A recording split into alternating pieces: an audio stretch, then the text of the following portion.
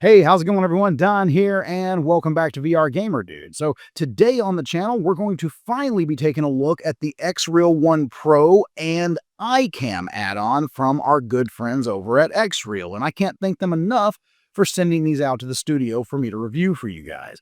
So in this video, as always, we're going to get these unboxed. I'll get them all set up and tested, and then I'll come back and give you my final thoughts. Let's go.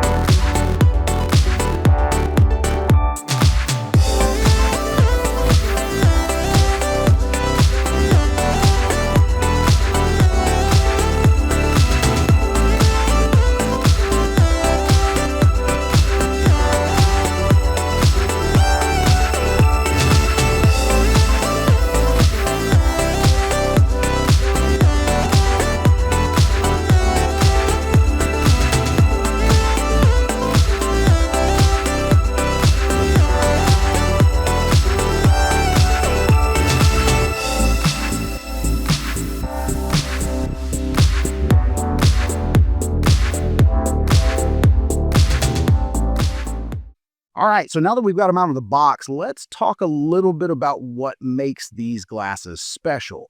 So you may know I've already reviewed their little brother, the XReal One, on the channel a few months ago, and there's not a lot of difference between the XReal One and the XReal One Pro, sans a few things that are pretty significant. So I'm not going to spend a lot of time going into all of the things that both of the glasses do. If you're interested in that, please, time travel back a couple of months into my channel catalog, find the XReal One review that you're going to get all the basic specs in. So I'm going to focus more on the differences between the glasses and what the XReal One Pro brings to the table that the XReal One doesn't.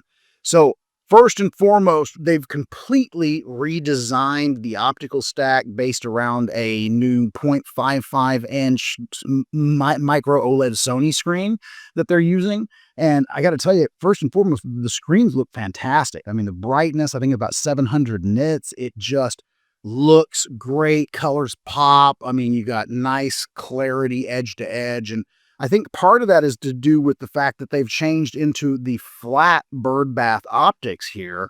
As you can see, the older birdbath optics, they were canted, and that actually brought in an anomaly that has been driving me and a lot of other users of XR glasses crazy for years, in the fact that, say, you're using these with your phone, you're holding your phone down here underneath where you would normally hold it, you're going to start getting reflection from the bottom of the glasses. Well, having those flat optics has kind of solved for that a little bit. I'm not saying that you don't get a lot.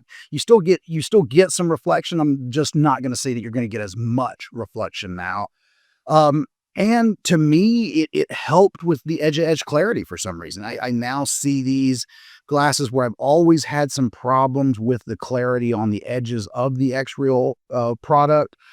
That's gone with the XReal One Pros here. So very cool. The other thing, obviously, and I don't know if it's going to come off on camera very well, but you can see the One Pro is significantly thinner now, getting them closer to, say, your traditional sunglasses look.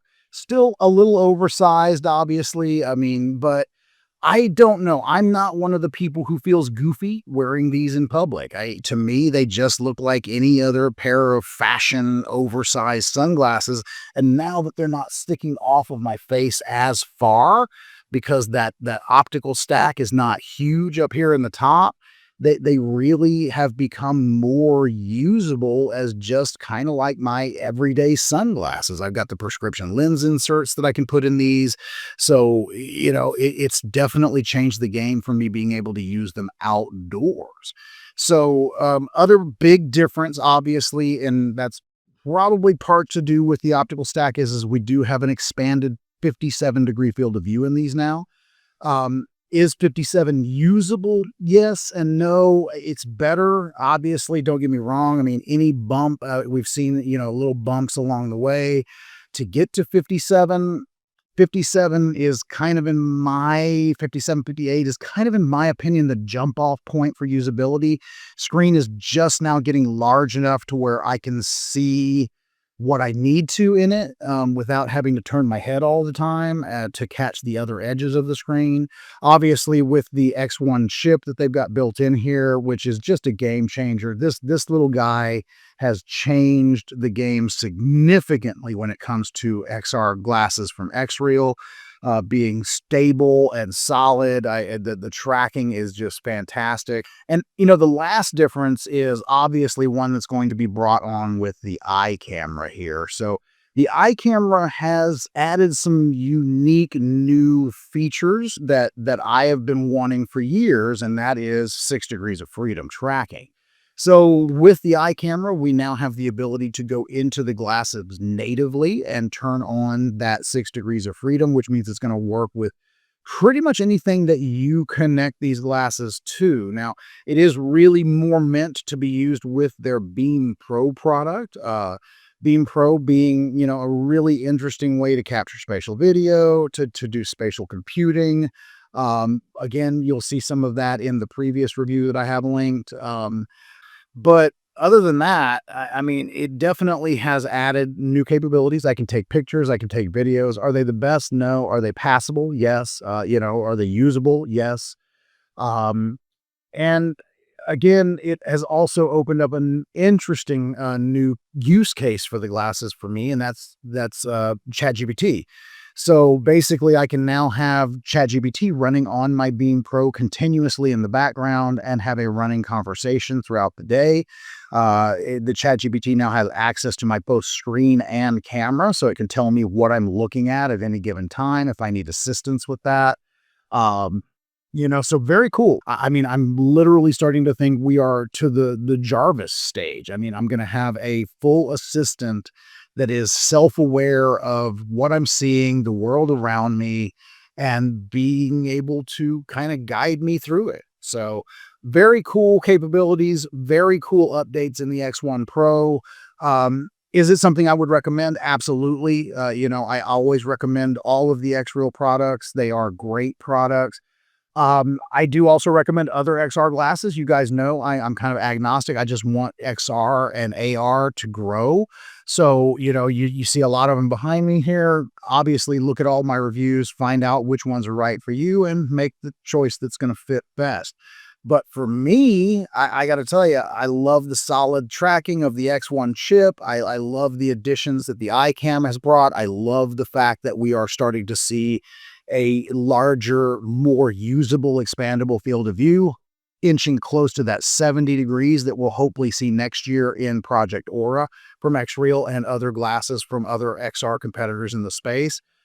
Once we get to 70, sky's the limit. I mean, that's when I really think we're going to start seeing parity between VR and AR as far as field of view usability. So really looking forward to that day. But until then, I'm going to go hook these up. I'm going to go fly my drone in them or something. I don't know, do something cool.